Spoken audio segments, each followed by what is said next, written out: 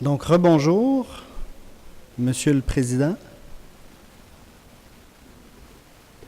Donc, nous allons passer immédiatement au panel B sur les femmes en politique. Et l'idée débattue sera, nous devrions forcer les partis politiques à présenter autant de candidatures féminines que de candidatures masculines aux élections.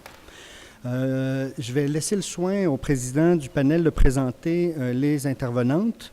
Malheureusement, la députée Karine Vallière nous a annoncé quelques heures après la publication de notre programme qu'elle ne pouvait pas être présente. Donc, nous avons seulement 3 panélistes, mais avec les gens qui forment le panel et le sujet, je suis convaincu qu'on va être capable de combler les 90 minutes et je compte également sur votre participation lors de la discussion. Alors, je vous cède la parole. Merci. Alors, merci beaucoup. Encore une fois, bienvenue à ce panel. Je vais d'abord vous présenter brièvement les participantes. Alors, l'idée débattue lors de cette séance, ce sera, devons-nous forcer les partis politiques à présenter autant de candidatures féminines que de candidatures masculines aux élections? Ça sera plus large, on va parler de représentation au sens plus large. Mon nom est Marc-André Baudet, je suis professeur adjoint en sciences politiques à l'Université de Montréal, à l'Université Laval. Parce que mon mentor, André Blais, est ici, puis peut-être que c'est ça qui m'a influencé. Alors, c'est bien l'Université Laval, alors n'enflammez pas la twittosphère. Alors, nous avons avec nous, finalement, 3 conférencières. Je vais les présenter un peu dans l'ordre du programme et les tours de parole seront aussi dans cette même logique. Nous avons d'abord ici à ma droite Julie Méville-Deschênes, qui est présidente du Conseil du statut de la femme. Si vous voulez des informations supplémentaires, il y a dans le dépliant les informations sur son historique, sa biographie. Nous avons complètement au bout, ici à gauche, Françoise Boivin, qui est députée du Nouveau Parti démocratique pour la circonscription de Gatineau. Et juste ici, à ma gauche, Fatima Ouda-Pépin, ancienne députée libérale, réélue 5 fois, mais aussi, et ça, je pense que dans ce contexte-ci, c'est important de le noter, c'est la première vice-présidente. Elle a été première vice-présidente de l'Assemblée nationale entre 2007 et 2012, donc a une connaissance en profondeur de la représentation au sens là, plus proche de nos institutions politiques ici. On a un peu plus de temps vu qu'il y a moins de participants, donc je vais donc être un peu moins sévère dans le maintien là, de l'ordre au sein de notre panel. Je vais suivre l'ordre du panel et donc premièrement céder la parole à Julie Méville-Deschênes qui pourra commencer. Si vous préférez être assis, il n'y a pas de problème. Si vous voulez être debout au lutrin également, il n'y a pas de problème. Donc je vous souhaite la parole. Merci beaucoup. Alors, je suis très honorée d'être ici avec des députés et ex-députés parce que c'est ça le métier difficile, c'est d'y aller, de foncer et de le faire.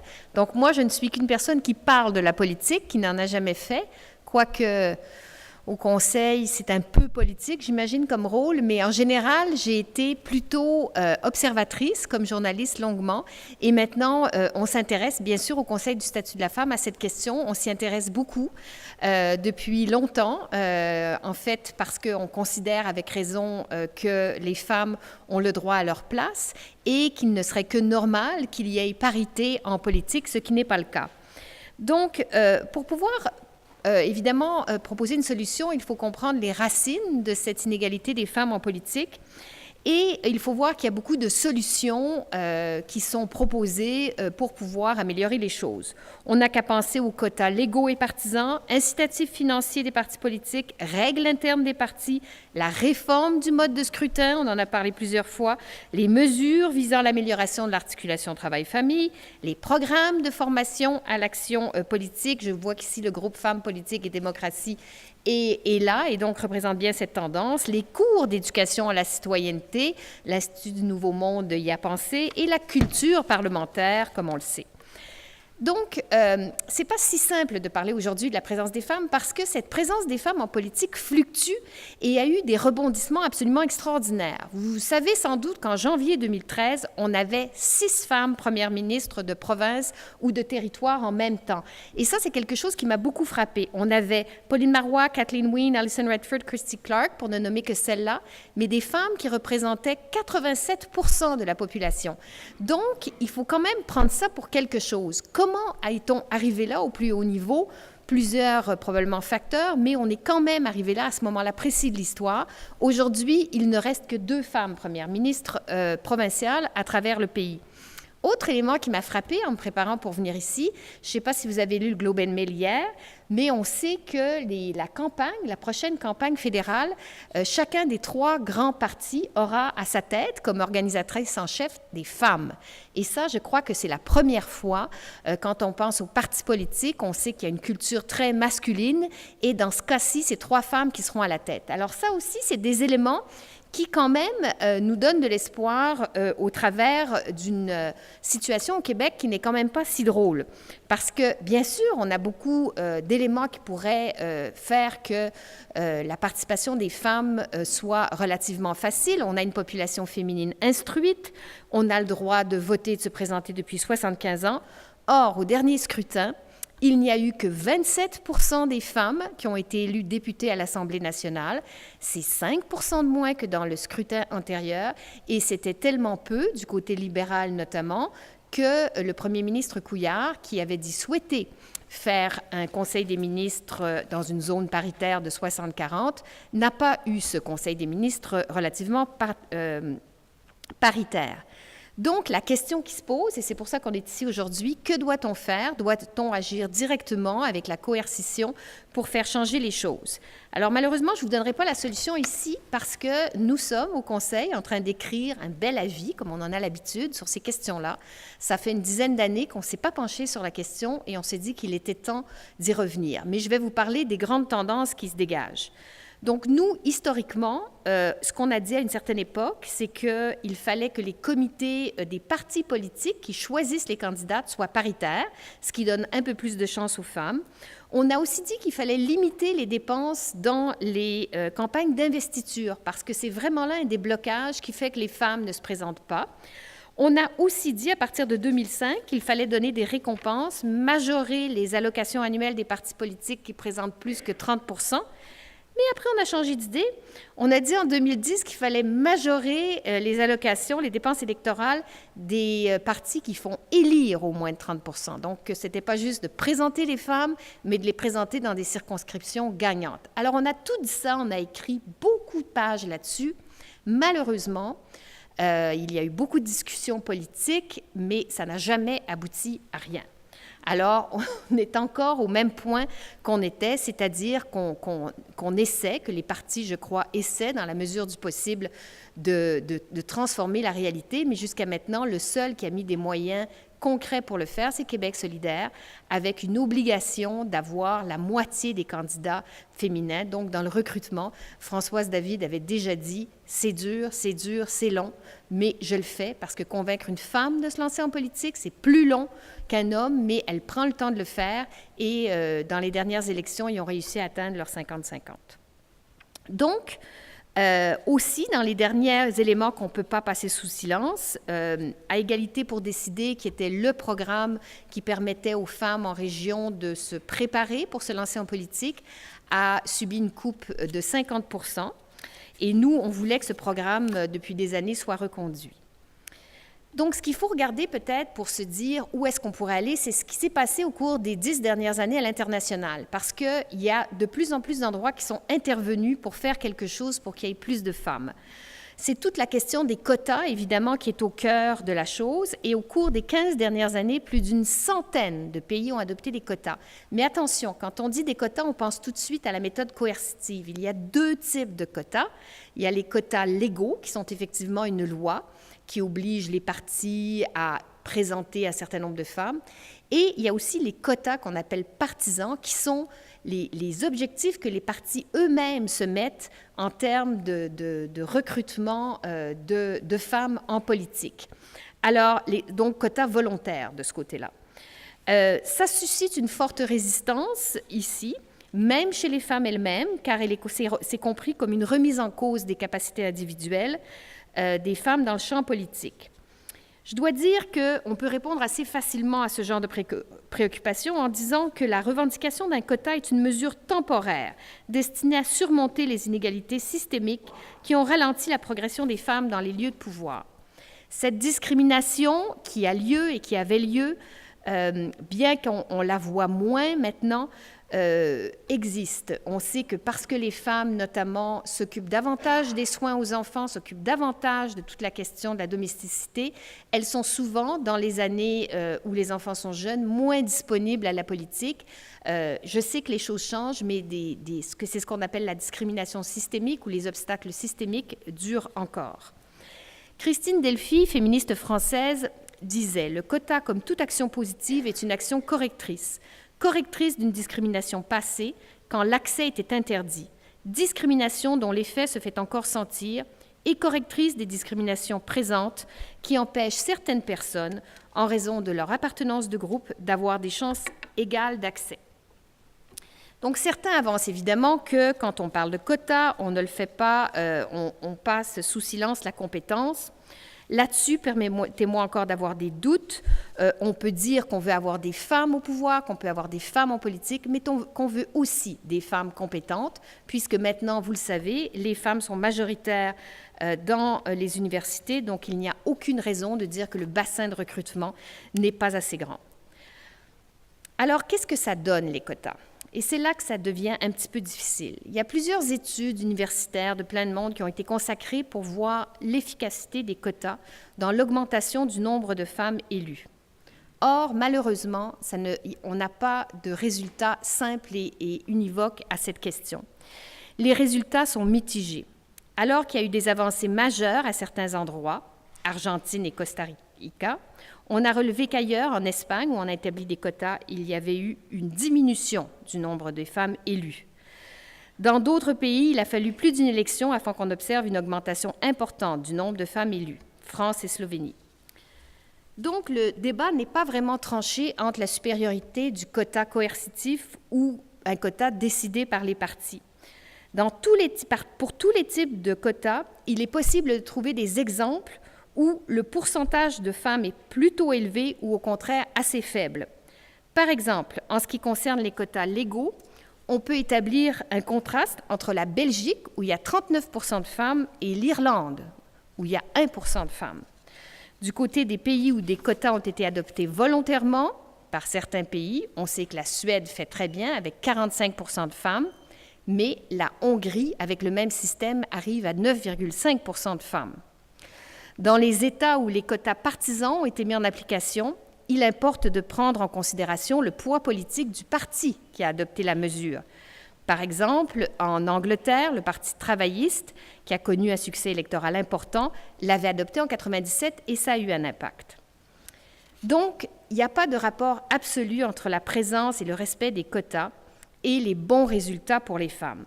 Toutefois, il y a quand même des cas qu'il faut regarder un peu plus attentivement et le cas français en est un exemple, vous devez le connaître. Là-bas, il y a des quotas, on appelle ça la parité, mais avec des punitions différentes quand on est au niveau national, aux législatives nationales, et quand on est dans les élections locales. Dans les élections locales, c'est pas compliqué. Si on n'a pas des listes, parce que c'est des scrutins à liste, où il y a autant de femmes que d'hommes, eh bien, la liste est retirée. Ça veut dire que le parti en question ne peut pas se présenter. C'est ce qu'on appelle une grosse punition. Alors, ça marche plutôt bien et la proportion de femmes dans les communes de 3 500 habitants est passée de 21% à 47,5%, si ce n'est pas merveilleux. Mais au plan national, où la punition est, je pense que c'est une amende plutôt faible, tout le monde prend l'amende et ne présente pas de femmes. Donc, on est passé brillamment de 10,9% à 12,3% de femmes entre 1997 et 2002. Donc, vous voyez que la punition ou l'importance de la punition peut avoir un effet. Et ce qu'il faut dire aussi, c'est que le quota, dans l'absolu, ce n'est pas forcément seulement ça qu'il faut regarder, ça se présente toujours dans un contexte. C'est évident que la Suède, qui a une histoire d'égalité femmes-hommes, ne peut pas être mise sur le même pied que la France ou même que le Québec. Donc, les quotas ou quelques mesures que ce soit s'inscrivent dans un contexte, dans un pays, et les choses peuvent avancer plus ou moins vite selon le contexte. Finalement, ce qu'on dit ici, c'est que je vous ai parlé des différents mécanismes, mais pour qu'il y ait plus de femmes en politique, il faut que la société dans son ensemble change. C'est bien beau d'avoir des mesures incitatives ou des quotas, ce qu'on n'a pas, mais il y a aussi toute cette question d'égalité dans le couple au niveau plus personnel, au niveau de l'intimité. D'ailleurs, là-dessus, je fais un peu de pub pour mon organisme. On va publier bientôt un avis sur le partage du congé parental qui est fort intéressant sur comment l'égalité se manifeste dans les couples au Québec, même si on en parle comme étant quelque chose d'acquis. Vous allez voir, c'est intéressant. Mais tout cela pour dire que la politique fait partie de la société, que si on veut changer la politique, il faut aussi changer la société.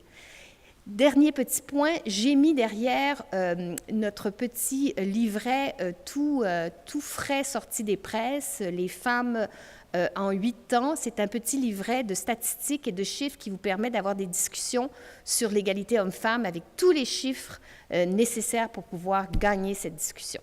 Alors voilà pour ma contribution. Vous pourrez lire cet avis à l'automne. C'est un avis qui va être intéressant parce que non seulement on récapitule tout ce qui s'est passé à l'international, mais on a aussi fait appel à la parole de femmes de plus en plus nombreuses qui ont tenté l'expérience politique pendant un long moment et qui ont des réflexions fort intéressantes sur ce sujet. Merci. Alors, merci beaucoup. Je vais maintenant céder la parole à la deuxième intervenante, Françoise Boivin, qui peut soit ou aller plutôt au lutrin. Oui, moi je parfait. Te mettre debout. Parfait. C'est quand on est petite. Alors, je vais être beaucoup moins... les profs ici d'université, ils ne seront peut-être pas fiers de moi. Moi, je suis une genre de députée qui fait ses discours en chambre, qui les improvise. Alors, je vais vous dire que vous m'avez fait me torturer l'esprit dans les dernières semaines lorsque j'ai reçu l'invitation pour laquelle je vous remercie, parce que vous m'avez forcé à faire de l'introspection, voir à quelle enseigne je logeais sur la question. Pas évident, je vais répondre en bonne politicienne. Est-ce que je suis pour les quotas? Je dirais oui. Est-ce que j'aurais aimé être élue parce que je suis issue d'un quota? Je vais vous dire non. Et ça va probablement aligner un peu toute ma pensée sur la question. J'ai trouvé intéressant par ailleurs le panel précédent parce que c'était les jeunes et souvent je trouve que les jeunes et les femmes, on a les mêmes défis à différents égards, surtout en politique. On n'est pas pris au sérieux, que ce soit parce qu'on est jeune ou parce qu'on est femme. Alors, il y a beaucoup de choses à changer et je pense que je ne reviendrai pas sur l'aspect statistique, l'aspect plus théorique que nous a très bien établi Julie, parce que c'est effectivement le cas. Puis je pense qu'elle lance bien les points d'interrogation parce que quota, je vais vous dire, je le qualifie quand même d'un appui, mais un appui qualifié à un quota. En ce sens qu'un quota en soi ne suffira pas pour changer la situation. On peut décider, moi je me souviens lorsque je me suis lancée en politique en 2004, où ça se parle à peu près à chaque élection, il faut qu'il y ait plus de femmes en politique. Je veux dire, c'est pas d'hier qu'on en parle. Et là, on voit les grands bonds de chaque parti et je suis fort aise, en passant, parenthèse, qu'il y a 3 organisatrices pour les 3 grands partis au fédéral, mais ce n'est pas nécessairement symptomatique que ça va faire des partis politiques plus pro-femmes comme tels.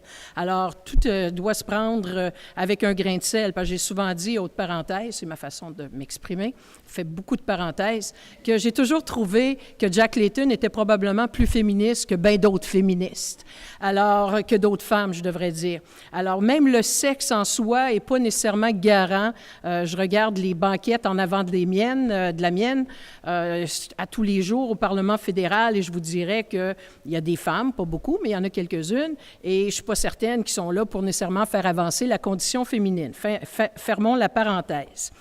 Mais ce sont des défis, puis souvent ce que je disais, c'est qu'on peut bien avoir des chiffres, si on les place dans des comtés non gagnables, c'est un faux chiffre. Alors, on peut aller se vanter la gueule partout qu'on a 35, 40, 45 % de nos candidates et qui sont des femmes et sont toutes placées dans des places qu'on sait très bien qu'elles ne gagneront jamais. Alors, moi, ça me rejoint pas, ça. Je regarde la façon qu'on fonctionne, parce qu'on peut parler de ce qu'on connaît bien. Je regarde au NPD. Au début, la première fois, quand je suis arrivée dans ce parti, après avoir fait une courte incursion du côté du Parti libéral canadien, j'ai vu deux systèmes différents. Alors, j'ai trouvé ça assez intéressant, en ce sens qu'au début, ça surprend, parce que quand on avait, par exemple, des rencontres, il faut que ce soit un homme, une femme, un homme, une femme. Très similaire, je pense, à Québec solidaire à ce niveau-là. Dans nos instances de parti, il faut qu'on élit un président homme et femme, des vice-présidents hommes-femmes. Donc, on essaie d'avoir la parité à tous les niveaux, ce qui fait que quand vient le temps de travailler nos mises en candidature, ça va de soi. Puis en plus, on a une règle au parti qui fait en sorte que chaque association, parce que les associations de comté, de circonscription, on est encore dans un régime démocratique, à ce que je sache. Alors, c'est leur choix. On leur laisse, c'est leur loisir à eux de déterminer qui sera leur prochain candidat. Sauf qu'on a instauré des règles qui font en sorte qu'elles doivent faire des efforts. Et par effort, là, pas juste dire, regarde, je suis allé dîner avec deux personnes, mais vraiment démontrer qui est-ce qu'ils ont rencontré, et pourquoi ces personnes-là n'étaient pas intéressées, etc.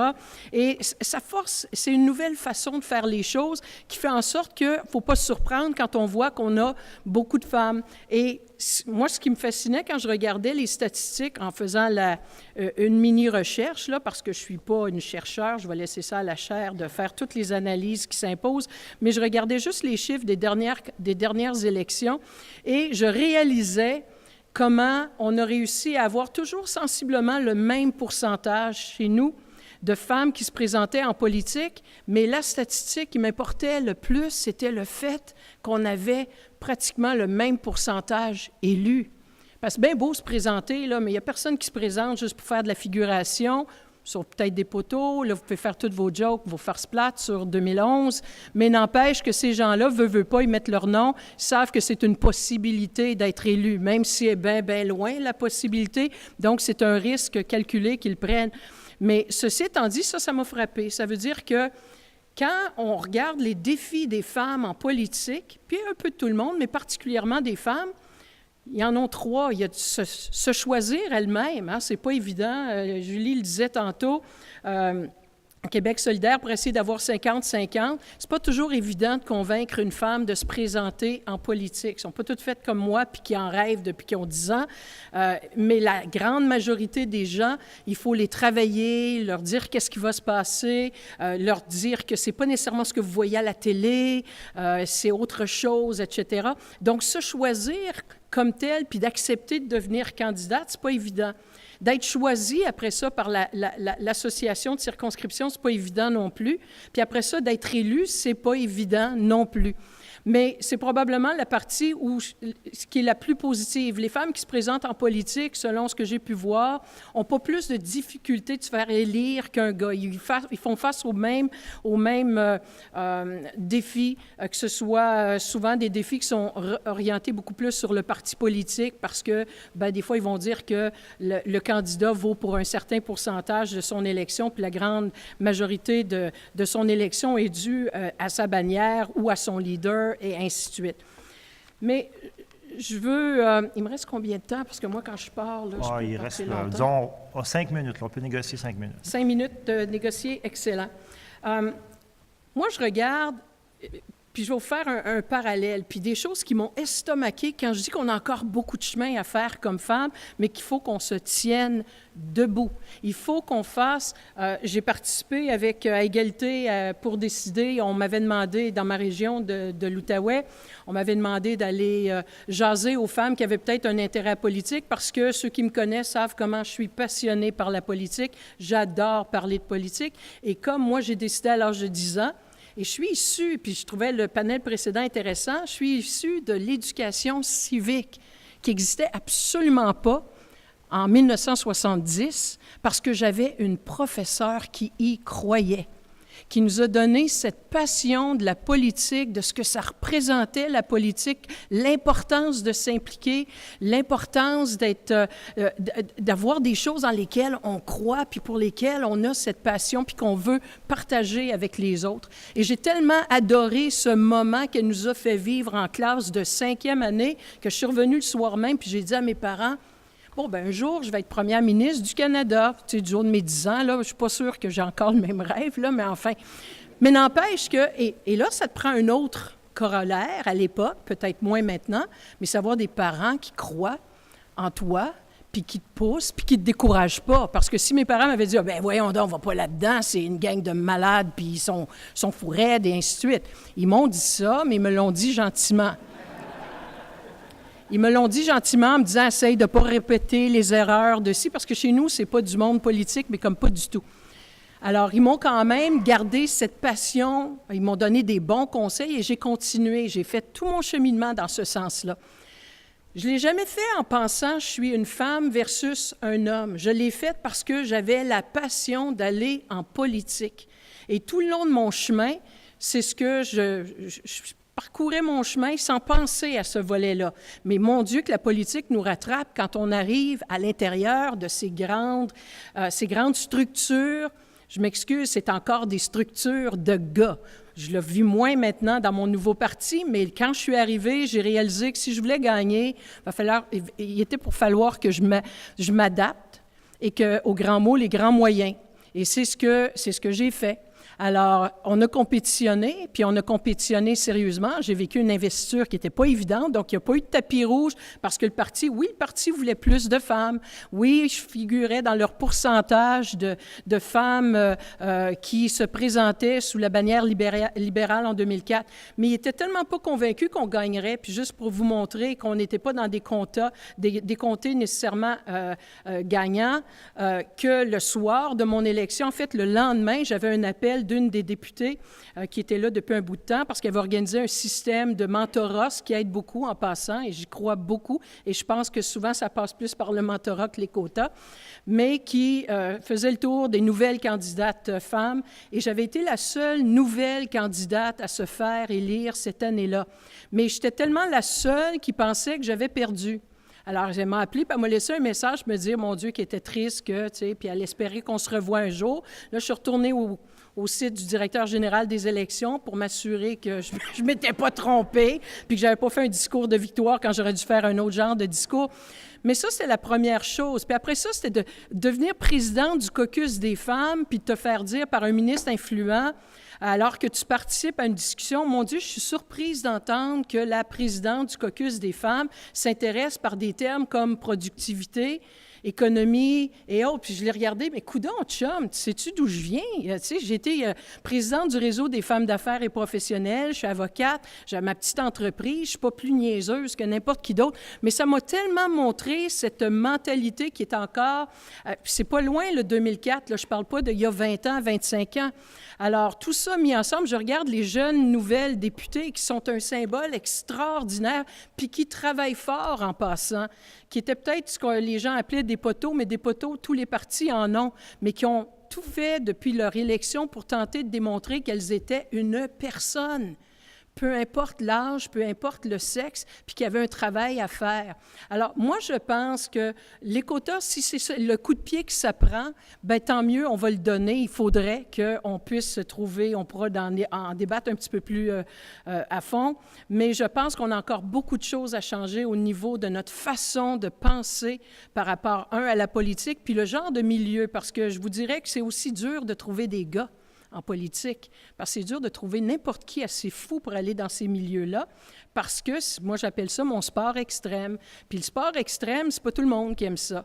Alors, il y a peut-être une nouvelle façon de faire la politique qu'il va falloir qu'on mette en place, et ça va probablement entraîner plus de femmes intéressées, parce que les questions de santé, d'éducation, tout ce qui touche la vie de tous les jours, bien, ça concerne tous les sexes, y compris les femmes. Alors, voilà ce que j'avais à dire.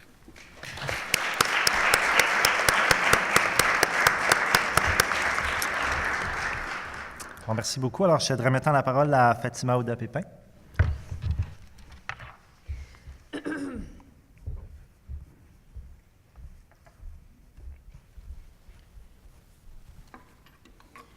Alors, chers amis, je suis très heureuse de revenir à l'Assemblée nationale après y avoir passé 20 ans de vie parlementaire. Et je suis d'autant plus heureuse que je suis ici pour participer à un colloque sur la démocratie, qui est un domaine auquel je m'intéresse depuis très longtemps et auquel j'ai participé aussi institutionnellement lorsque j'étais première vice-présidente de l'Assemblée nationale du Québec, où on faisait la tournée des écoles secondaires pour aller parler aux jeunes de la démocratie, des institutions parlementaires et de leur implication citoyenne et de l'importance pour eux, justement, d'aller voter et de s'impliquer, y compris dans leur propre communauté. Donc, ma réflexion, évidemment, vous comprenez que ce sujet, je l'ai abordé un peu sur toutes les coutures parce que je travaille aussi à l'international depuis quelques années et davantage maintenant avec des femmes qui veulent aller en politique ou qui sont déjà en politique au niveau parlementaire ou au niveau des élus locaux et qui ont besoin d'outils et qui ont besoin évidemment de s'approprier les outils de la démocratie. J'ai fait 6 élections. 6 élections, parce que lorsqu'on parle des quotas, puis lorsqu'on parle de ces choses-là, c'est très important de comprendre comment ça atterrit ça, sur le terrain. Donc, j'ai vécu les élections sur le plan de l'organisation électorale locale avec les militants au sein du Parti libéral du Québec, mais aussi en lien avec la centrale, parce que les commandes du parti, parfois, sont en contradiction avec ce que le local veut. Et moi, si le Parti libéral, en 1994, m'avait dit « on vous recrute parce qu'il faudrait qu'on ait plus de femmes et parce que le parti va être récompensé par une prime », j'aurais refusé de me présenter. Parce que je trouve que ce n'est pas une façon nécessairement de corriger une injustice en excluant d'autres, par exemple des jeunes qui seraient intéressés à s'impliquer en politique, parce qu'une femme arrive et elle arrive avec sa dot au parti. Ça, personnellement, j'ai un énorme malaise avec ça.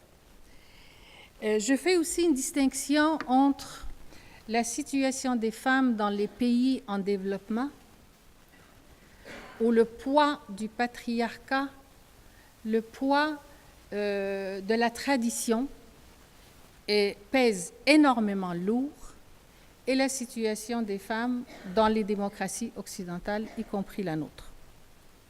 Si vous me dites est-ce qu'il faut avoir des quotas dans les pays en développement, ma réponse est oui. Parce que la distance objective et le déficit démocratique qui affecte les femmes est énorme. Et ça va prendre des siècles avant qu'elles puissent le combler. Donc, il est nécessaire d'adopter ces mesures-là pour leur permettre d'arriver là où il faut être, pour faire leur apprentissage, pour commettre leurs erreurs, pour réussir aussi à réaliser des choses dans leur vie. On parle aujourd'hui du rôle des partis politiques. Est-ce qu'il faut leur imposer nécessairement des façons de faire pour faciliter la participation des femmes? Les partis politiques ont certains rôles extrêmement importants. Mais les barrières qui se dressent devant les femmes, et particulièrement devant les jeunes femmes, sont encore assez importantes pour faciliter leur intégration dans ce milieu politique qui n'est pas fou. Moi, j'ai eu énormément de plaisir à être députée, énormément de plaisir, aussi bien à l'Assemblée nationale que sur le terrain. J'adore être en contact avec les gens et c'est un métier qui vous donne cette chance-là.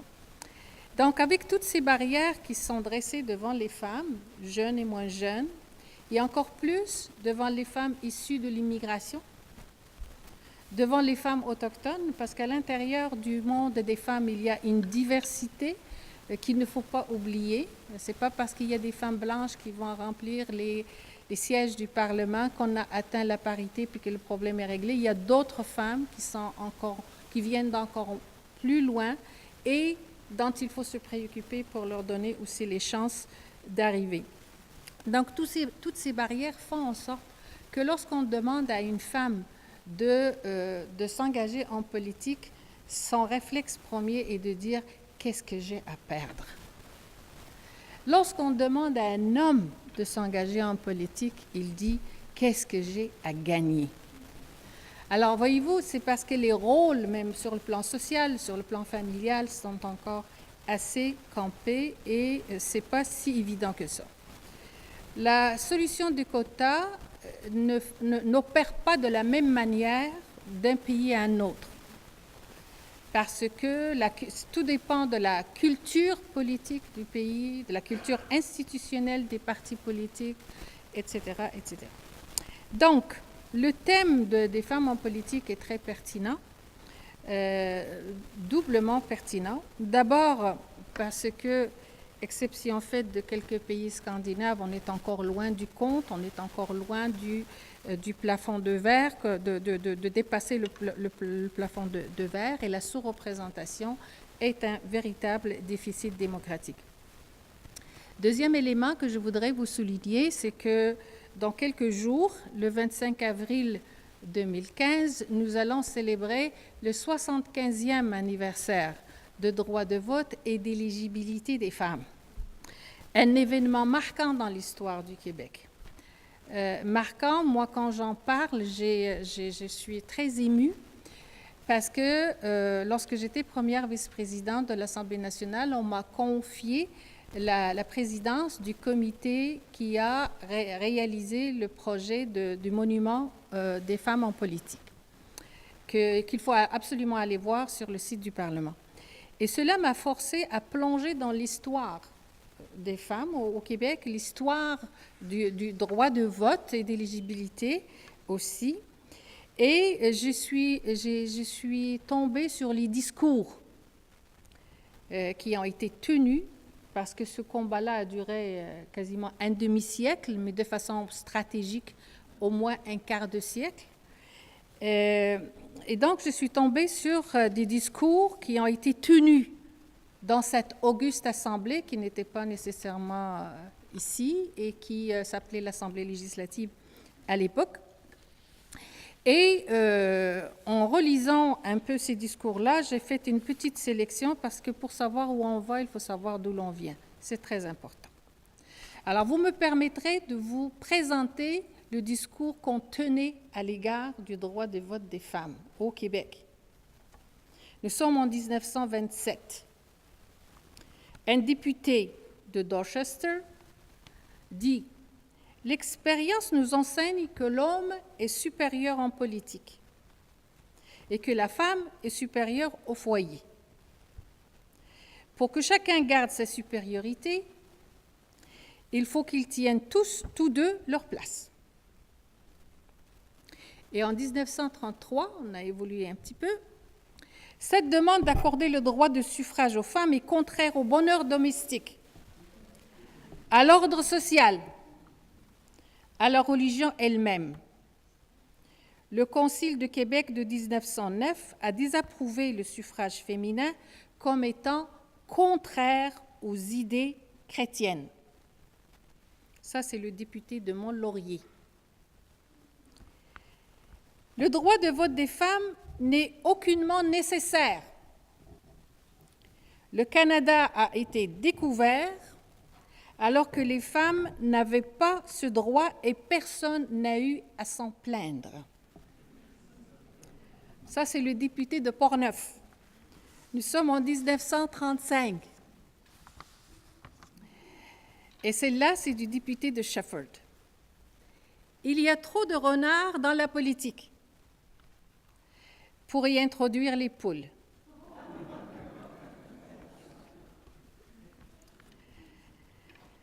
Et puis, quelqu'un qui est encore un peu plus brillant, le député de Labelle, il dit, lui, il a été visionnaire, il dit « Si ce droit leur est accordé, il s'ensuit qu'elles pourront être députées, ministres, se lancer dans la politique. C'est pourquoi je refuse de participer à un geste lourd de conséquences. » Il a vu juste. Mais en tout cas, cette bataille a été longue. J'en parle comme étant d'une épopée parce que les suffragettes, particulièrement Marie-Gérald Lajoie, Idola Saint-Jean et Thérèse Forget-Casgrain, elles se sont relayées, se sont battues avec, évidemment, un mouvement qui les supportait de militantes, de féministes, et qui ont adopté toutes sortes de stratégies. Marie-Gérald Lajoie s'est rendue jusqu'au Vatican. Elle est revenue bredouille. Idola Saint-Jean, elle, avec Thérèse Forget-Casgrain, vont plutôt investir le Parlement. Année après année, ils s'organisaient pour qu'un projet de loi sur le droit de vote des femmes soit déposé et discuté. Ils savaient très bien qu'il n'allait pas être adopté, mais c'était l'occasion pour elles de parler du droit de vote, pour maintenir cette préoccupation.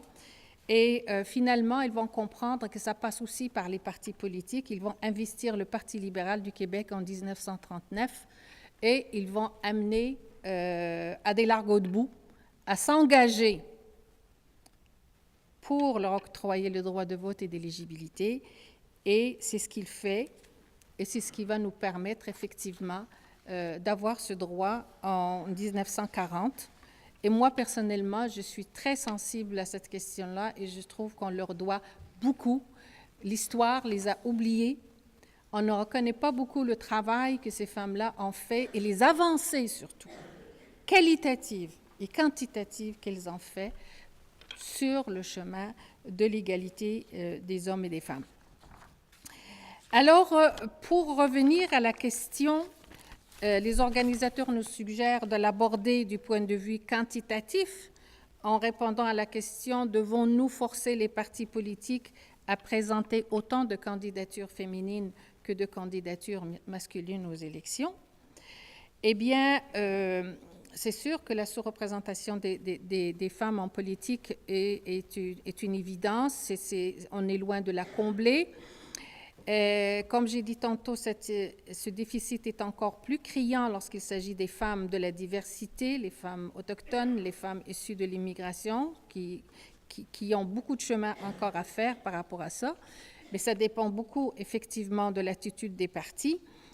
Mais ceci étant dit, les partis politiques doivent-ils être récompensés lorsqu'ils recrutent des femmes? Personnellement, comme je vous l'ai dit d'entrée de jeu, je serais très mal à l'aise par rapport à ça. Parce que les partis doivent donner l'exemple. Les partis doivent donner l'exemple. Et les partis mettent en avant des politiques, des programmes, y compris évidemment les programmes touchant l'égalité. L'égalité est une valeur fondamentale. Dans une société démocratique comme la nôtre, le Québec solidaire l'a démontré. Il s'impose à lui-même la règle de la parité et il essaie de l'appliquer. Les autres partis politiques peuvent faire de même et les citoyens peuvent aussi exercer la plus grande vigilance. Donc, les règles internes, pour moi, c'est extrêmement important. L'autre chose, lorsqu'il s'agit de la parité ou de la participation des femmes, la place des femmes en politique, les partis politiques sont des organes dominés par les hommes. Il faut qu'à l'intérieur des structures des partis aussi, les femmes puissent prendre leur place, de la haute hiérarchie et dans toutes les sphères. Lorsque un gouvernement est constitué, il est issu d'un parti majoritaire, il faut que dans les cabinets, il y ait des femmes qui puissent prendre des responsabilités d'importance. La parité aussi doit s'appliquer là.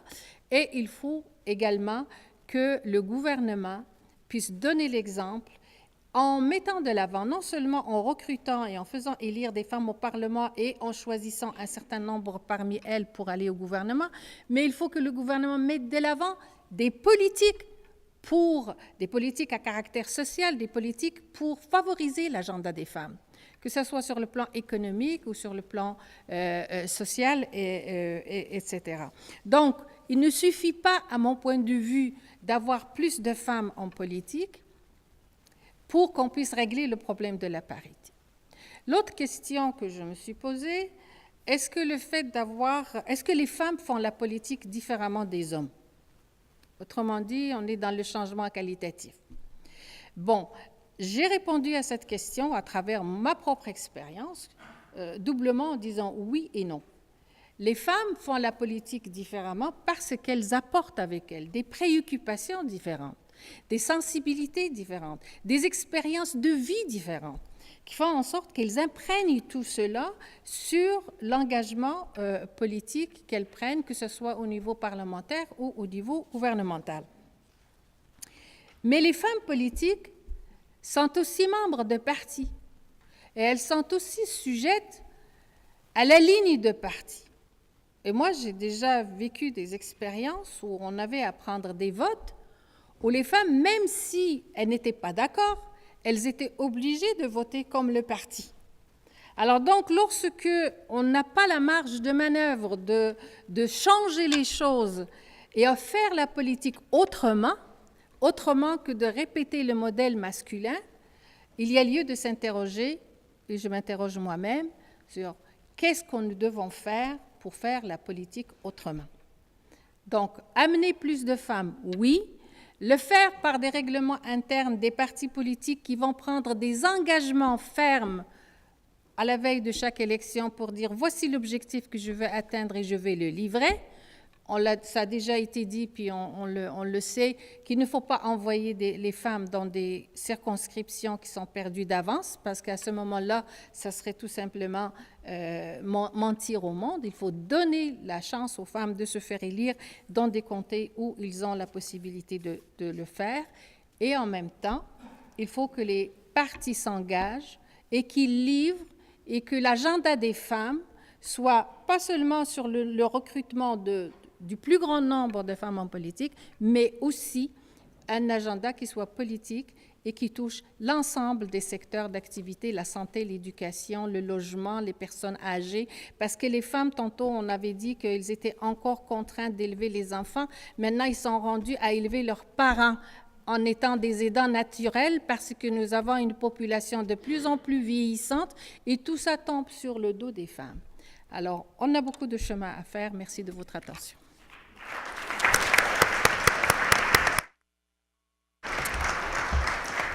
Alors, merci beaucoup à vous trois. On aurait le temps, en fait, pour un échange de parole à chacun votre tour. Si vous avez des précisions à faire, si vous voulez réagir aux commentaires des autres, j'irai un peu dans l'ordre du premier tour. Alors, je céderai d'abord la parole à Julie Méville-Deschamps. Bon, sur quelques points. D'abord, François, sur cette question des femmes non féministes, parce qu'il y en a plusieurs. Évidemment, on souhaiterait tous avoir des femmes qui nous ressemblent et tout, mais on n'en est plus là.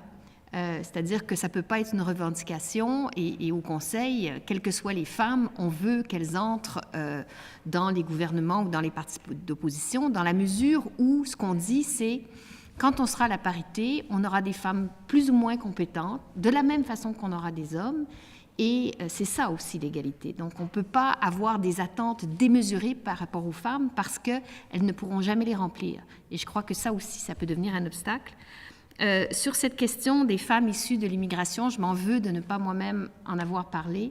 Merci, Fatima, de nous en avoir parlé, parce qu'effectivement, dès qu'on rentre dans cette question de quotas et d'incitatifs pour les femmes, on ne peut pas faire autrement que de penser à d'autres, parce qu'évidemment, les femmes ne sont pas une minorité, elles forment la moitié de la population.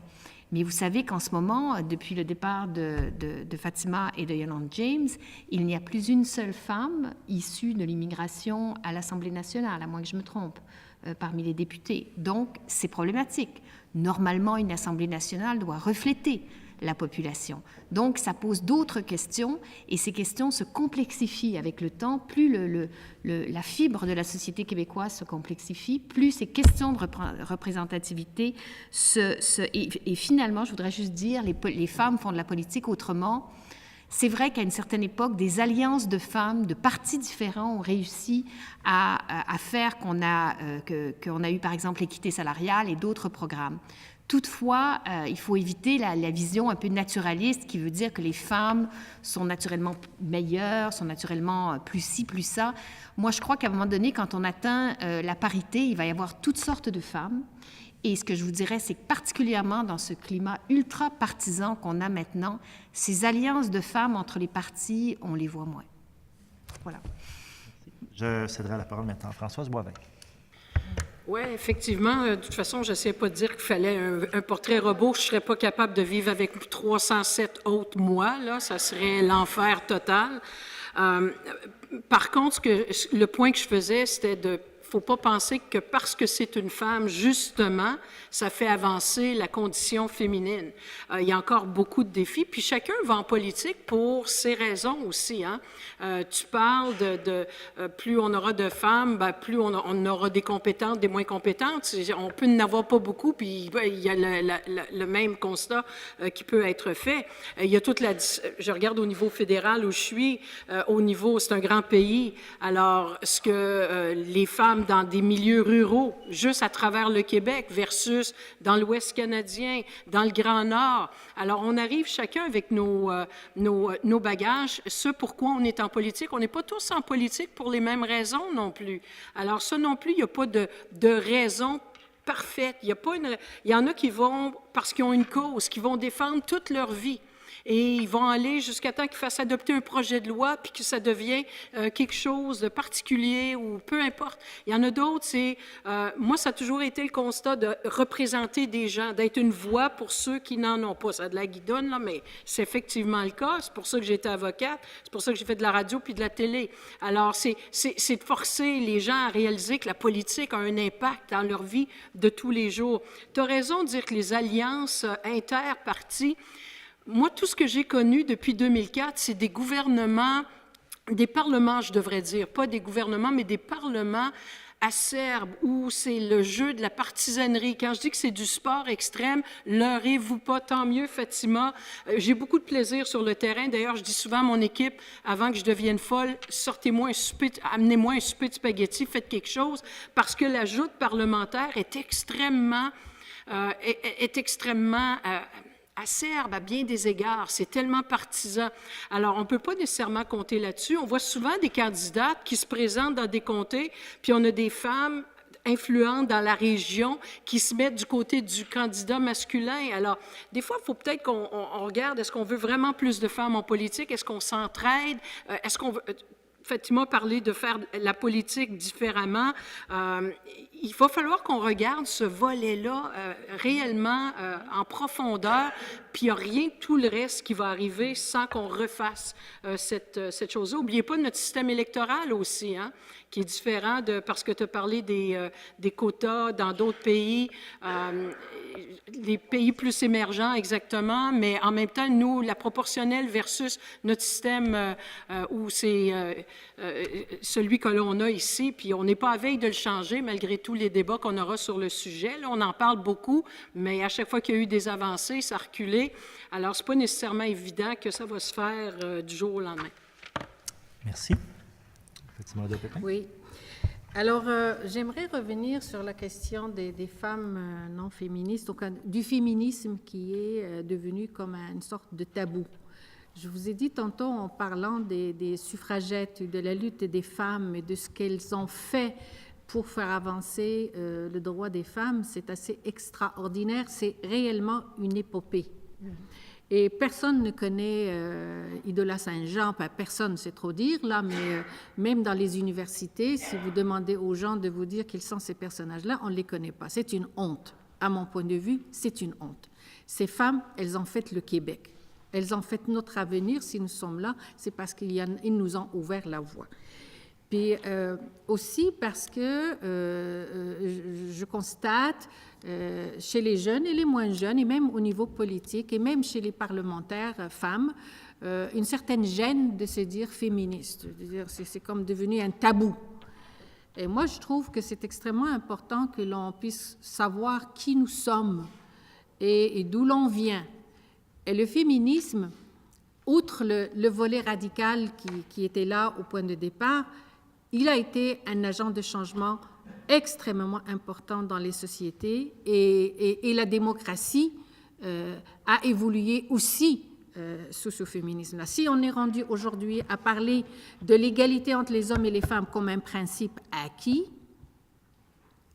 entre guillemets, là, il est acquis, mais pas pour tout le monde, mais quand même, la majorité des gens comprennent que l'égalité entre les hommes et les femmes, c'est pas quelque chose qui tombe du ciel. C'est quelque chose qui est tout à fait acceptable.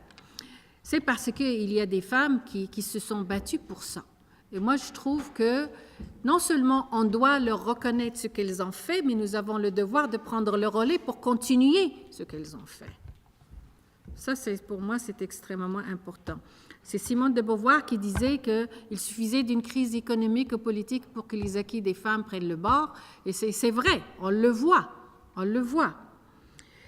La question de la non-partisanerie. Durant les 20 ans où j'étais députée, j'ai été extrêmement attentive à ça. C'est-à-dire, j'ai des idées, j'ai des principes que je défends férocement, mais la partisanerie, pour moi, c'est tout à fait secondaire. Parfois, les partis veulent qu'on joue au pitbull, c'est déjà arrivé, et puis il y a des députés qui le font. Mais il y a eu des moments de grâce aussi à l'Assemblée nationale où nous avons voté des lois par consensus, et même on a fait effectivement des alliances. Je vois que Louise Arel-Leylock, lorsqu'elle a présenté la loi sur l'équité salariale, moi je me rappelle que nous, les femmes libérales, on parlait à nos collègues masculins parce qu'il y avait beaucoup de résistance à ça. Ils disaient on va les mettre les entreprises en faillite, etc. Et on a convaincu des collègues et on a travaillé avec elle et avec tous les collègues de l'Assemblée nationale sans égard à l'allégeance pour faire avancer cet agenda-là. Quand je vous parle de l'agenda des femmes, ben, ça, c'est quelque chose sur lequel on doit se concerter, se coaliser. Je veux vous parler par rapport de cette expérience, à la question de la partisanerie, d'une expérience que j'ai vécue. En 2007, j'ai mis sur pied, avec l'appui de l'Assemblée nationale, le Cercle des femmes parlementaires. Puis je me suis donné l'illusion qu'on allait travailler sans partisanerie. Il fallait que les femmes se réunissent autour des enjeux qui les concernent, qui les préoccupent, mais sans égard au parti. Sauf qu'on était tombé pendant 2 ans consécutifs sur toute la question de la collusion et de la corruption. Il n'y en avait que ça à l'Assemblée nationale, à la période de questions. Ce qui fait que lorsqu'on sortait de la période de questions, que je voulais réunir les femmes, elles ne voulaient même pas se dire bonjour. C'était épouvantable. Mais le service du protocole faisait les envois, il faisait le suivi, et moi, je prenais les téléphones et je les appelais une par une. Je dis, écoute, ce dont on va parler, là, on va parler d'un sujet qui n'a rien à voir avec ce qu'on a discuté sur le plancher de l'Assemblée nationale. Nous sommes sur les crimes d'honneur. Est-ce que ça te préoccupe? Oui, ben alors tu viens. Alors, c'est comme ça qu'on a réussi à tenir ce cercle-là. Et c'est vrai, ça a fonctionné. C'était le seul espace dans cette assemblée où on pouvait se parler et discuter de sujets sans ligne de parti. Et c'était un espace féminin. Donc, c'est possible, mais ça prend beaucoup de choses. Alors, donc, la partisanerie, ça fait partie des problèmes qui empêchent de faire la politique autrement. Parce que tant et aussi longtemps qu'on est coincé dans ces paramètres-là, on n'y arrivera pas. Et les femmes qui ont été ministres de la condition féminine m'ont dit plusieurs des deux bords que les choses les plus difficiles qu'ils avaient à vivre, c'est de composer avec les groupes de femmes, la société civile. Parce que, comme vous voyez, les femmes au gouvernement, elles ont évidemment leurs objectifs, leurs politiques, leurs programmes qu'il faut faire avancer, faire adopter, etc. Et elles le font pour le bien des femmes, mais sauf que celles qui se considèrent comme étant les porte-paroles de la société civile ne se reconnaissent pas dans ces politiques. Alors, quelque part, il y a une inadéquation. Il faudrait qu'il y ait une réflexion sur ça pour voir comment les femmes qui vont au BAT, parce que je peux vous assurer, hein, moi j'ai vécu des situations comme ça et je sais que ça se passe de même dans les autres partis, les femmes porteuses du dossier de la condition féminine, là, c'est pas une mince affaire dans un caucus, dans un gouvernement. Il est peut-être là le problème. Bon. Alors donc, elles ont besoin de tous les appuis qu'elles puissent avoir à l'interne, dans le Parlement avec les autres partis et surtout à l'externe. Parce que quand vous voulez mettre des politiques de l'avant, puis que les gens viennent vous faire la manifestation devant le Parlement, puis je pense que Louise Arel a vécu ça, c'est pas des choses simples à vivre. Alors, si on veut faire avancer la société, il faut qu'on ait un minimum de cohésion sur des objectifs à atteindre, peu importe le parti auquel on appartient et peu importe le groupe auquel on appartient, parce qu'on a un intérêt commun, un intérêt public qui est l'agenda des femmes. Merci beaucoup. Alors, on a... Je voulais pas interrompre un élan de passion comme ça, je suis désolé. On a environ 30 minutes pour des questions, donc j'inviterai les gens à venir au micro et peut-être je commencerai par la première question. Plusieurs penseurs féministes diraient que les institutions politiques chez nous et ailleurs sont en fait ancrées dans un modèle de domination masculine et qu'en fait l'occupation ou la représentation à l'intérieur de ces structures-là ne fait que reproduire un modèle de domination qui est en fait peut-être plus profond ou plus structurant. Et qu'il y aura un besoin de redéfinir les institutions politiques dans une logique, sinon féministe, du moins neutre du point de vue des genres. Vous semblez demeurer dans une logique, je dirais, assez mainstream. OK? Est-ce qu'il y a des réflexions parmi les politiciens ou encore parmi les gens intéressés à ces sujets-là sur cette façon de refonder le politique sur des bases qui ne seraient pas ancrées dans une domination masculine? La difficulté, c'est la poule et l'œuf. C'est-à-dire que pour changer les institutions, il faudrait qu'on soit là, les femmes, en plus grand nombre. On dit toujours que ça prend plus qu'un tiers de n'importe quelle institution composée de femmes pour faire des changements profonds. Donc, on n'y est pas en assez grande quantité. Si on y était, est-ce qu'on arriverait à changer cette institution? On ne le saura pas tant qu'on n'y sera pas. Alors, mais vous avez raison de dire que, essentiellement, ça a été un monde construit par des hommes où la valeur de la parole, de l'agressivité dans le ton, de l'affrontement à l'Assemblée nationale. On peut certainement dire que ce sont plutôt des qualités, entre guillemets, masculines, je le dis bien entre guillemets, parce qu'il y a plein de femmes qui font la joute très bien. Mais est-ce que c'est ça qu'on veut en politique? Et si on veut changer ça... Mais c'est pas à moi de parler, hein, c'est aux gens. Non, Vous êtes rendu à la période des questions. Oui, mais en attendant que quelqu'un se présente au micro. Un brave se présente. Allez-y. Tu as tellement raison de dire la poule et l'œuf, parce qu'on est dans un modèle, puis j'aimerais ça qu'il soit différent, Marc-André, j'aimerais ça qu'on fonctionne autrement. Des fois, mon moment privilégié, autre que d'être dans mon comté, c'est quand on est en réunion de caucus législatif chez nous. Ce que ça veut dire, c'est qu'on a un projet de loi, on l'analyse en caucus, on discute, c'est là qu'on a nos débats intéressants. Puis c'est tellement fait de façon, il y en a qui sont d'accord, pas d'accord, mais c'est de la belle politique de débats sains, intelligents, le fun, où on essaie de ramener ça à nos gens. Parce qu'on est là pour le monde, pas juste pour les... On est là pour les gens, on devrait être là pour les gens. Mais moi, je pense que pour le changer, il va falloir qu'on les batte à leur propre jeu. Puis, je vais te donner l'exemple suivant. Je me souviens, entre autres, en 2004, quand je suis devenue présidente du caucus des femmes. C'est un gouvernement minoritaire. Et ça, on aurait peut-être intérêt à l'expliquer plus aux femmes aussi, comment jouer à notre façon. Ça ne veut pas dire que tu arrives en agressif, tu casses tout, puis... mais j'avais compris qu'on était minoritaire. Ça ne prenait pas une grande tête à Papineau pour le comprendre. Mais j'avais compris aussi que le gouvernement était nerveux avec ça. Alors... Vous allez me dire, c'est pas gentil, mais ça, c'est mon côté négociatrice droit du travail qui m'a dit, « Wow, si les femmes, je préside le caucus, on a des intérêts, nous, en matière de garderie, en matière de ci, en matière de ça, bien, on va s'assurer que le budget va le refléter. Alors, tu vas voir le ministre des Finances, puis tu dis, je suis pas sûre que ton budget, on va l'appuyer, mon caucus, c'est moi, si tu nous mets pas des... » Et on a joué là-dessus énormément. Est-ce que j'aimerais mieux faire de la politique, pas être obligé de faire ce type de... Moi, j'appelle ça du chantage politique, là. Mais c'est comme ça que tu réussis à le faire changer présentement parce que les structures sont ainsi faites. Fatima nous a dit un point important. Toutes les ministres de la condition féminine, au fédéral aussi, qui ont eu cette responsabilité-là, m'ont dit la même chose. C'est un défi incroyable. Puis je pense que le défi, c'est pas parce qu'ils trouvent que les groupes de femmes sont exigeants. C'est pas ça du tout.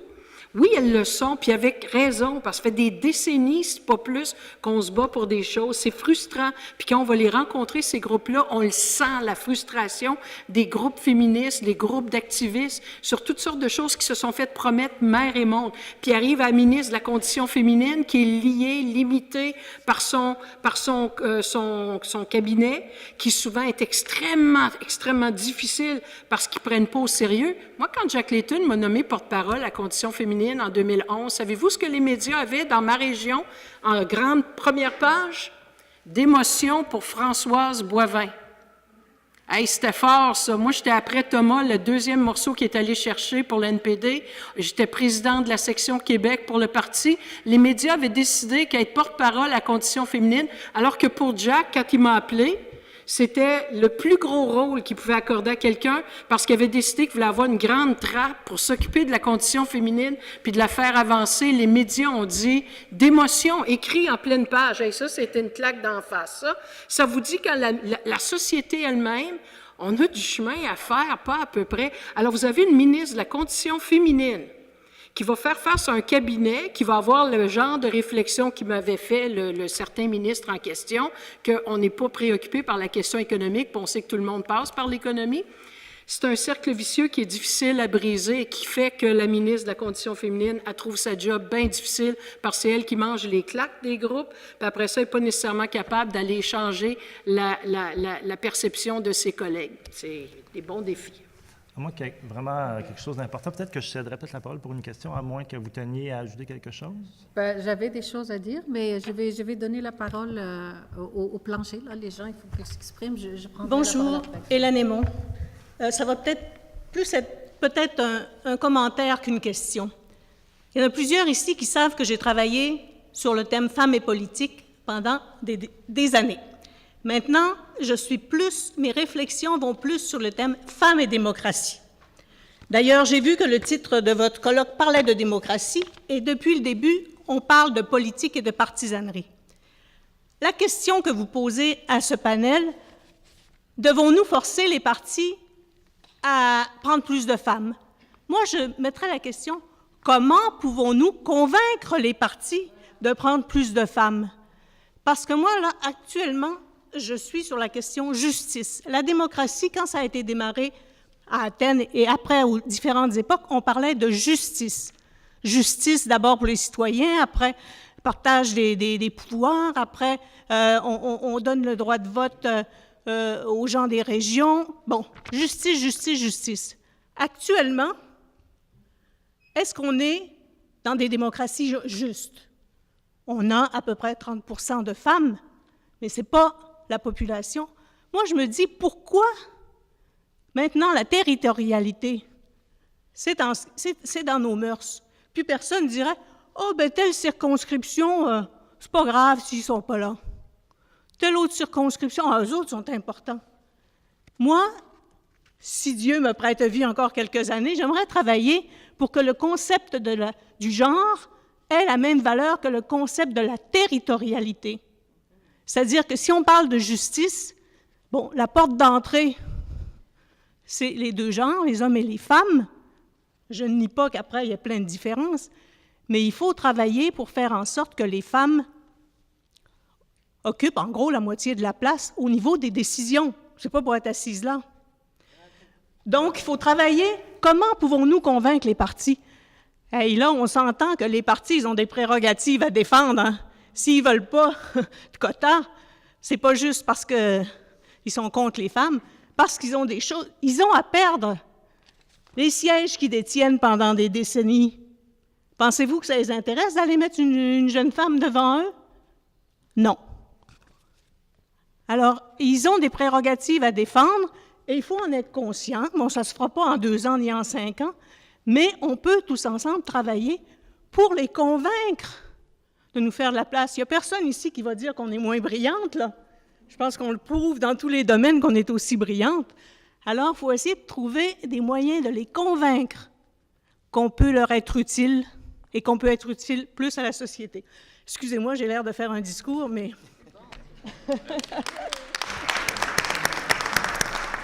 Je vais d'abord céder la parole à Fatima Ouda-Pépin, puis après ça... Je vais être brève pour donner plus d'espace aux gens.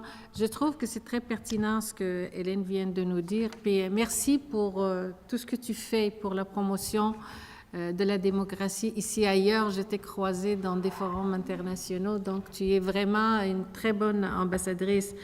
Comment convaincre les partis? Je pense que c'est un peu le sens de mon intervention, parce que moi, je disais, les quotas, juste les quotas, ça ne donne pas nécessairement des résultats qu'on espérait. Mais par contre, la meilleure pédagogie, c'est l'exemple. Il faudrait que les partis s'impliquent, se donnent eux-mêmes des objectifs, s'engagent formellement, un engagement électoral qui soit pris, puis sur lequel le parti va être jugé, ou les partis vont être jugés. Il suffirait que l'un le fasse, que les autres vont suivre. Ça, c'est officiel.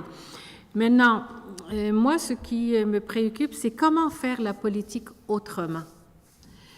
Justement, il faudrait qu'il y ait plus de femmes qui s'impliquent au niveau électif, mais aussi dans toutes les instances décisionnelles. Il faut aussi qu'il y ait un agenda politique pour les femmes. L'éducation des femmes, la santé des femmes, la lutte à la pauvreté, l'exclusion, l'isolement, l'itinérance. L'itinérance, il y a de plus en plus de femmes et de jeunes femmes parmi les itinérants. Alors, on fait quoi avec ça? Moi, j'ai inauguré une maison pour l'itinérance des jeunes femmes. J'aurais jamais pensé qu'un jour, je ferais ça. Alors, on est là, c'est parce que, quelque part, il y a des préoccupations qui sont réelles, mais dont on ne tient pas compte dans la sphère politique et qui fait que les problèmes se complexifient, débordent et on arrive aux situations qu'on connaît aujourd'hui. Mais pour moi, là, juste avoir des femmes en politique, on peut avoir 50% des femmes, on peut avoir des premières ministres. On a eu Margaret Thatcher. C'est elle qui a appauvri le plus de femmes dans sa carrière de politicienne. Mais il faut avoir des femmes. Sauf qu'il faut que la présence des femmes en politique s'accompagne par un agenda pour les femmes, pour le genre, pour la démocratie, pour la justice sociale. Je suis entièrement d'accord. Merci. Est-ce que vous voulez rajouter quelque chose? On va passer. On va laisser le... Alors, prochaine question. Bonjour, oui. Louise Arel. Moi, je fus ministre de la Condition féminine. Et je le fus comme porte-parole de l'opposition et aussi comme ministre au moment du Pain des Roses et en fait à des moments effervescents, mais qui parfois sont très heureux, comme pour le programme Égalité pour décider et ou l'équité salariale. Mais je pense que ce concept de genre actuellement, c'est ce qu'il y a de plus important. Et il est en difficulté, il est en perte de vitesse. Fatima rappelait quelque chose tantôt, à savoir la solidarité des femmes parlementaires, parce que vous disiez, Marc-André, oui, moi, quand je suis arrivée ici, on était 8 au total, puis ça faisait juste 4 ans qu'il y en avait plus qu'une en même temps, en 76 seulement. Moi, j'arrive en 81, on est 8, et à ce moment-là, le plus beau compliment qu'on peut faire à une femme, c'est de lui dire qu'elle est le meilleur homme de l'équipe. C'était vraiment bon. Donc, il y avait quelque chose qui était très, très masculin dans toute cette ambiance. Et il y a eu une immense solidarité des femmes parlementaires qui n'a jamais été très connue publiquement, mais très vécue, nous le savons. Tu donnais l'exemple de l'équité salariale. Je ne pensais jamais qu'on arriverait à la faire adopter à l'unanimité. Même dans mon propre parti, je ne pensais pas que j'y arriverais. Alors, puis finalement, le Parlement l'a adopté. Mais c'est parce que j'avais appuyé le partage du patrimoine familial de Monique Gagnon-Tremblay. Et c'était l'ascenseur.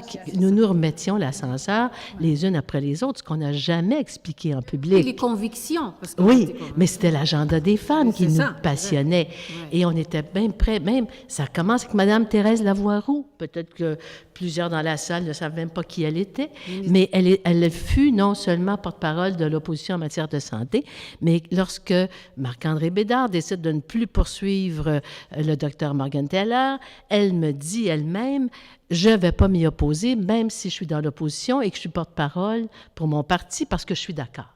Alors, c'était ça l'agenda des femmes qui aura permis de faire des pas de géantes. Mais là, je pense, Fatima, que tu fais une erreur. sur la dot. Je te le dis bien simplement, parce que si on veut traverser, on ne le traverse pas. Moi, j'ai toujours pensé que ce serait un grand fleuve tranquille qui nous mènerait vers la parité, et au contraire, on assiste à des reculs. Et je crois que les partis politiques seraient extrêmement sensibles à des primes ou à des pertes s'il advenait qu'ils fassent moins élire ou plus élire des femmes.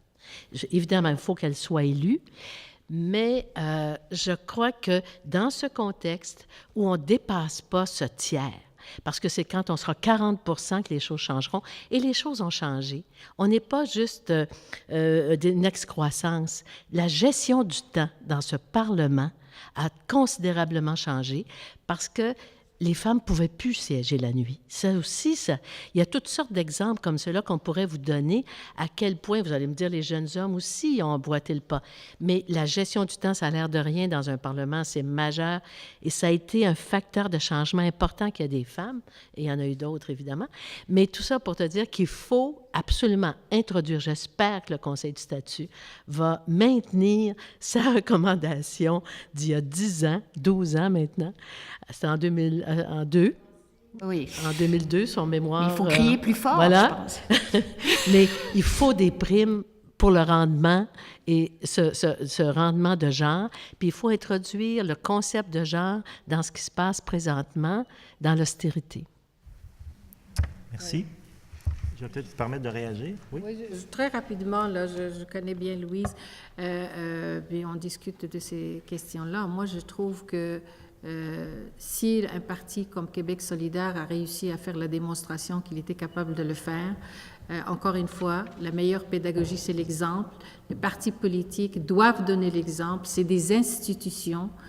Ils ne peuvent pas arriver au pouvoir et dire on va adopter des programmes d'accès à l'égalité pour les femmes, on va les appliquer au sein du gouvernement, on va les appliquer même à l'entreprise privée via l'obligation contractuelle, mais ils ne s'appliquent pas ces mêmes règles à eux-mêmes. Moi, je pense que ce n'est pas de récompenser un parti s'il recrute une femme, c'est son devoir de le faire et il doit donner l'exemple. Oui, mais ça ne se fait pas. C'est-à-dire que vous avez raison en principe, mais le problème, c'est que regardez à la dernière élection, ce n'était certes pas la priorité que d'embaucher des femmes puisqu'on a atteint un plancher en termes de recrutement. Et c'est même pas parce qu'on met les femmes dans les mauvaises circonscriptions, là, on n'est plus là au Québec.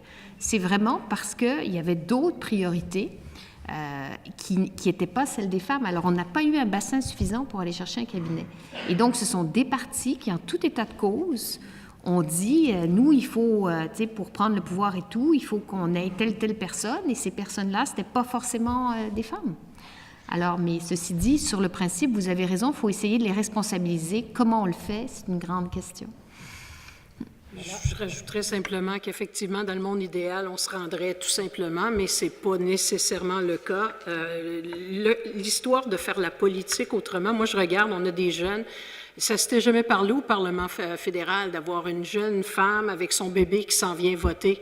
Oui. Tu sais, vous parlez à l'Assemblée nationale ici, ça a créé un horaire plus humain.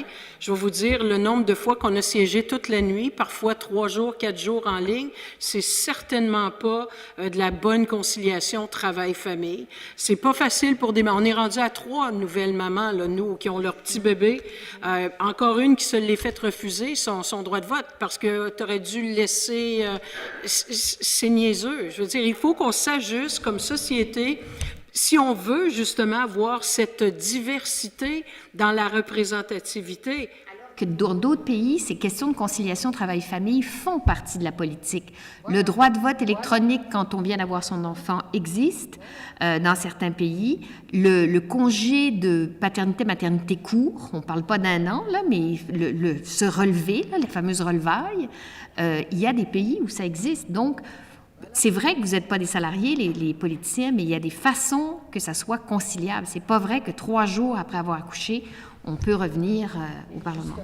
J'allais conclure juste en disant, avec ce vécu-là, ça crée des changements. institutionnel. Tu parlais de faire de la politique autrement. Moi, je vois très bien un Parlement dans pas si longtemps que ça, dans tant de temps que ça, où on va être plus humain en termes d'horaire, puis je parle au fédéral parce que ça l'est peut-être mieux plus au Québec, qui va être ouvert justement quand la personne est enceinte, parce que tu as raison, c'est pas des salariés. Alors, ils prennent ça, ils se débrouillent avec, il faut continuer à travailler, pas de congé de maternité, mais ça nous a amené des jeunes femmes politiciennes qui ont présenté des projets de loi qui sont collés sur la réalité des gens qu'elles représentent, parce que on est humain, nous aussi, on est comme le monde dans nos comtés. Alors, ça aide dans la sensibilisation, fait que ça me donne beaucoup d'espoir à ce niveau-là. Alors, on est dans cette zone dangereuse où on s'approche du cocktail. Il nous reste 2 questions. Ce que je propose, c'est que vous nous posiez les 2 questions un après l'autre, puis après ça, que je donne la parole à chacun des intervenants, puis on pourra terminer là-dessus. Ben, c'est ça. Alors, première question. Voilà. Bonjour, Louis-Philippe Tremblay, étudiant en sciences politiques. Ma question s'adresse peut-être un peu plus à Mme Ouda-Pépin et Mme Boivin, parce que vous avez fait de la politique active, puis vous avez aussi parlé dans vos présentations que la politique est un monde d'hommes, puis que c'était difficile de convaincre les femmes, tout ça. Donc, ma question, c'est, comme c'est un monde d'hommes, croyez-vous que les femmes sont contraintes de changer soit leur façon d'agir ou leur façon de penser pour venir faire de la politique, comparativement aux hommes? Et est-ce que c'est, donc, et surtout, est-ce que c'est un frein à cette participation politique-là? Merci. Merci. Deuxième question. Ma question, moi, porte sur les partis politiques. Depuis 2 ans, le financement des partis a changé. À l'heure actuelle, au Québec, c'est à la hauteur de 70% que les partis sont financés, donc par l'argent des citoyens et des citoyennes. Moi, je considère que l'Assemblée nationale, devant cet état de fait, serait en droit d'exiger des partis politiques la parité des candidatures. Et je vous demande ce que vous en pensez. Merci beaucoup. Très bonne question.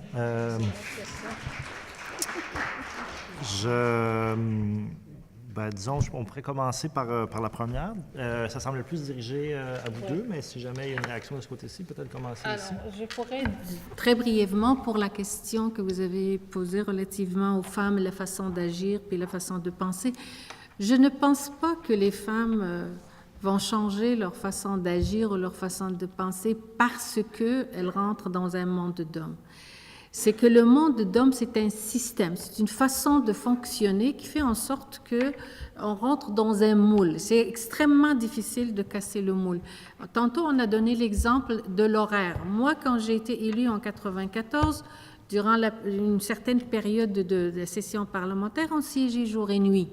Je rentrais dans mon comté dans l'après-midi pour assister dans un événement, et puis je rentrais au Parlement, 3 heures de route, pour venir siéger, parler sur des projets de loi. Et des fois, les gens m'ont vu à l'événement, puis tout d'un coup, ils zappent dans la nuit, puis ils me voient encore en train de parler au Parlement.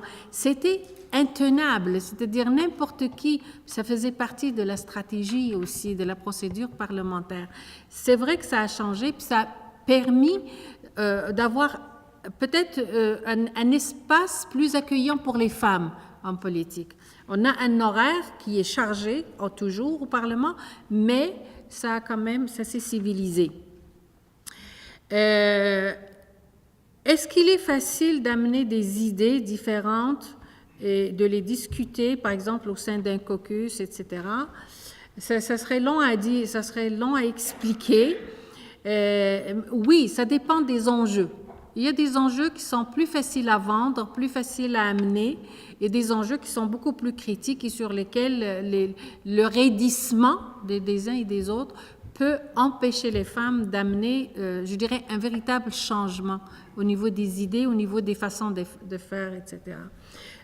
Pour ce qui est de la suggestion relativement au financement des partis politiques, effectivement, maintenant, les partis politiques, leur financement est quasiment assuré. Il reste une proportion pas très élevée du financement populaire, qu'on appelle populaire à $100 maximum par personne. Et ça serait peut-être, oui, effectivement, une façon de dire Pas l'Assemblée nationale comme telle, l'institution, à moins que l'Assemblée nationale, qui se gouverne par ses lois, puisse adopter un projet de loi dans ce sens. Mais effectivement, c'est une idée très intéressante que vous soumettez de dire, écoutez, vous êtes financé par les deniers publics à hauteur de 70%. Pourquoi est-ce que vous ne faites pas l'effort nécessaire pour aller chercher plus de femmes, plus de jeunes, plus de gens issus des minorités, pour être, en fin de compte, plus représentatif de la diversité de la société, pour refléter l'ensemble de la mosaïque sociodémographique du Québec? Je ne reprendrai pas nécessairement tous ces thèmes-là, mais au niveau de la contrainte de changer façon de faire ou d'être, je serais portée à dire un élément, puis peut-être l'éléphant dans la place, en tout cas dans notre place à nous au Parlement canadien, c'est l'omniprésence du bureau du premier ministre. Et ça, peu importe les partis, là, c'est pas juste le premier ministre actuel. Ce qui fait que ça crée une façon d'être quand les gens arrivent en politique. Ça fait, puis je le vois chez mes collègues, parce qu'on est capable de se parler même entre collègues, même si on s'arrache la tête à période de questions, on est en comité ensemble et il y a beaucoup de choses beaucoup plus agréables qui se passent à différents égards. Mais je me rends compte quand j'observe qu'on voit ceux qui, il y a des carriéristes, mais c'est vrai dans toutes sortes de domaines, pas juste la politique. Alors, c'est certain que les gens vont travailler en fonction, s'ils ont des idées, d'avoir une promotion, de devenir ministre à un moment donné. Fait que c'est plus facile à dire pour quelqu'un qui n'est pas là sur une ambition, puis qui se dit, regarde, moi, il me semble que je le mérite, là. Si tu ne me donnes pas, c'est toi qui auras à l'expliquer.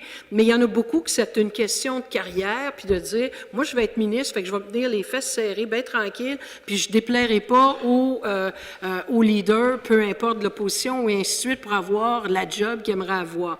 Alors moi, ça, je pense que c'est, nonobstant les genres, littéralement, je le vois dans les deux façons. Sur le financement, nous, on a régressé du côté fédéral, parce qu'autant on avait du financement public, mais ils l'ont tout retiré maintenant. Moi, je suis connue pour être une tenante qui croit qu'il faut que tu enlèves l'argent de la politique puis des partis politiques, ça change les candidats, puis on n'a pas eu le temps d'en jaser beaucoup, mais c'est un des éléments majeurs quand je parle avec les jeunes femmes, avec les femmes, peu importe leur âge, pour aller en politique du côté fédéral, parce que ça prend beaucoup d'argent, c'est pas évident. Et puis, moi, c'est pour ça que j'ai toujours pensé que si on n'avait pas à se casser la tête avec ça, premièrement, il y a beaucoup de scandales qui n'auraient peut-être pas été d'un bord puis de l'autre, autant fédéral que provincial, parce que ça change les gens quand ils se disent « Oh, il faut que je ramasse 90 000 $ pour mon élection », c'est clair que ça a un impact. Alors, le financement public, j'y crois. J'adore l'idée de dire que si on veut un objectif X, les Anglais disent « put your money where your mouth is », que les bottines suivent les babines. C'est exactement le cas. Ici, c'est ce qu'ils doivent faire, à mon avis. Puis je me dis, si c'est pour être du financement public, pourquoi pas, si on a mis comme objectif d'avoir l'égalité des genres, puis une diversité, parce que là, on parle hommes-femmes, mais il y en a d'autres qui l'ont souligné. Il y en a d'autres groupes de la société qui sont vraiment loin derrière aussi.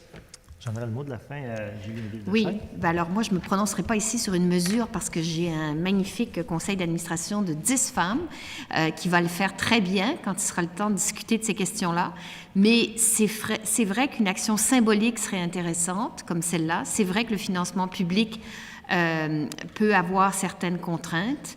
Et j'aime la façon dont Hélène a posé la question, comment convaincre les partis? Parce que si un des grands partis après Québec solidaire, décidait de son propre chef de s'imposer des quotas, des objectifs à l'interne, à ce moment-là, il y aurait forcément, ils sont obligés de se suivre un peu parce que, en ce moment, on le sait, il y a quelque chose dans le recrutement des femmes, ils ne peuvent pas complètement passer à côté de la plaque.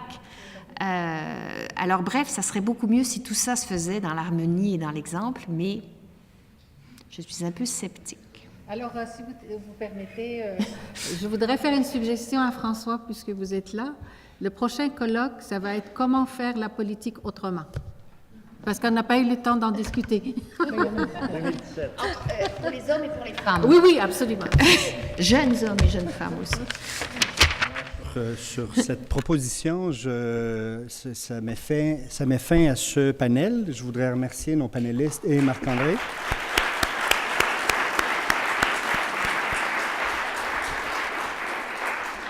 C'est aussi ce qui met un terme à la programmation des tables rondes de la journée.